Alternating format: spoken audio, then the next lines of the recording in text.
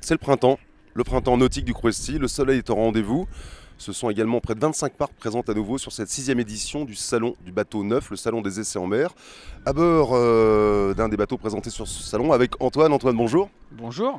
Dirigeant de Plaisance Nautique Service, l'un des nombreux chantiers du Redo sur le port du Crouesty. Je te laisse, Antoine, nous représenter un peu mieux ton activité et le nombre de marques que tu représentes au chantier toute l'année.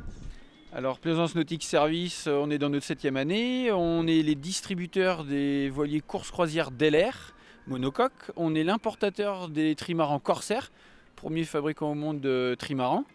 Et distributeur de la marque de semi-rigide haut de gamme Zeppelin, fabriquée en France. Alors tu nous accueilles ce matin à bord d'un des bateaux proposés dans le cadre de ces essais en mer, le fameux Cruise 970, l'un des bateaux légendaires de la gamme Corsair. Tu nous représentes un peu mieux ce bateau ?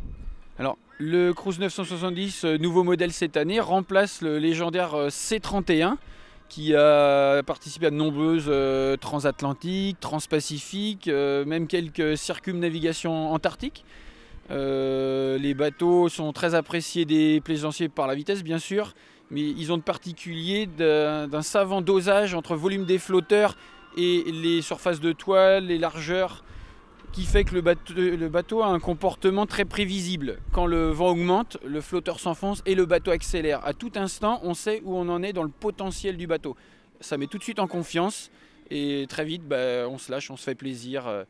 En plus, les bateaux sont donc repliables avec le Farrier Folding System, connu depuis bientôt presque 30 ans, qui a fait ses preuves mécaniquement. Le volume des flotteurs est constant durant la manœuvre, donc il n'y a pas besoin d'assistance mécanique et c'est extrêmement simple.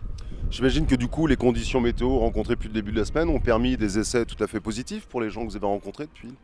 Tout à fait, on a même profité pour montrer à des clients que dans du vent un peu soutenu et un clapot en conséquence, le bateau se comportait très bien. Grosse différence entre le multi et le monocoque. On a des étraves fines, des coques peu larges, et donc le passage dans le clapot est totalement différent d'un monocoque qui a besoin d'un volume habitable et donc qui tape. Et comment se sont passées ces 2 premières journées, va-t-on dire ?